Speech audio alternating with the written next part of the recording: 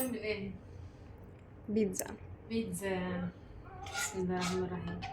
بصوا بقى، اولا محتاجه دعوه منكم كده ان ربنا يشفينا ويعافينا يا رب العالمين. طبعا احنا ما بنوريكوش غير الجانب الحلو، الحاجه الكويسه اللي انتم مفكرين ان ايه الحياه كلها بامبا، والناس اللي هم حياتهم على السوشيال ميديا دول مفكرين ان حياتهم كلها بيعرضوها على السوشيال. لا طبعا ده ما حصلش خالص، في حاجات كتير مخفيه، احنا ما بنحبش نطلع غير الجانب الحلو بس.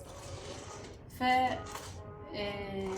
انا من الصبح الوقت الساعه كام يا جنى معاك في التليفون؟ 8.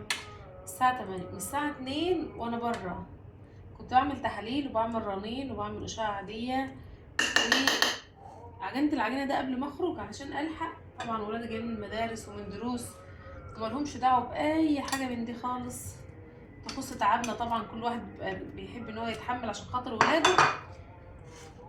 فجيت يا دوب بس قلعت العبايه بتاعتي ودخلت على المطبخ على طول. فالمعنى الحرفي من الفيديو ده يعني ان فعلا كل واحد، اي حد حياته على السوشيال ميديا، احنا مش حياتنا على السوشيال ميديا ولا حاجه، هي اكيد مش الدقيقتين خالص اللي احنا بنعرضهم قدامكم هم دول كل حياتنا. مش ساعة دقيقتين الفرحه او التلات دقايق، هو الفيديو بيبقى عباره عن ايه، 3 دقايق 4 دقايق، اغلبيه فيديوهاتي دقيقه وشويه، اكيد مش هم دول محتوى حياتي كلها، بل بالعكس في حاجات كتير جدا ما بصورهاش معاكم. في كومنتات سخيفه جدا جدا جدا مش فاهمه اصلا معناها ولا فاهمه اصلا انت ازاي بتقدر تكسر خاطر حد او تقدر تقول كلمه مثلا وحشه على حد وتعرف تنام. يعني انت ازاي تكون سبب في اذيه شخص معين، او انا بعمل صح او غلط مش انت اللي هتحاسبني، ومش عاجبك المحتوى بتاعي السوشيال تقدر تعمل لي بلوك. حابب ان انت نقعد من غير ما نجرح في بعض ومن غير ما نوجع بعض ومن غير ما نزعل بعض. كل واحد قاعد ربنا اللي عالم بيه، وكل واحد عنده حكايه وعنده روايه في حياته، مش شرط ان التاني يعرف بيها، او مش شرط نعرف ايه. بسم الله الرحمن الرحيم.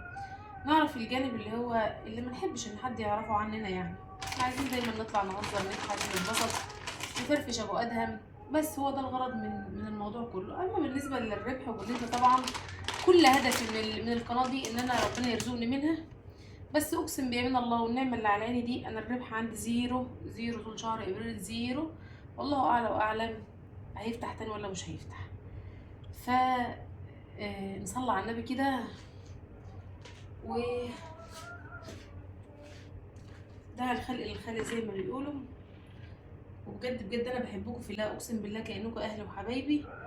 واي حد بيقول اي كلمه ملهاش لازمه الله يسامحه.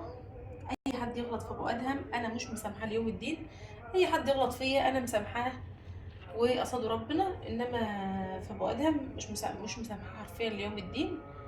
وبحبكم جدا اخواتي وحبايبي اللي بيحبونا، انا كمان بحبكم جدا جدا جدا. الناس الجميله اللي بتقابلني انا بحبكم بجد بجد بجد بجد. سلام عليكم.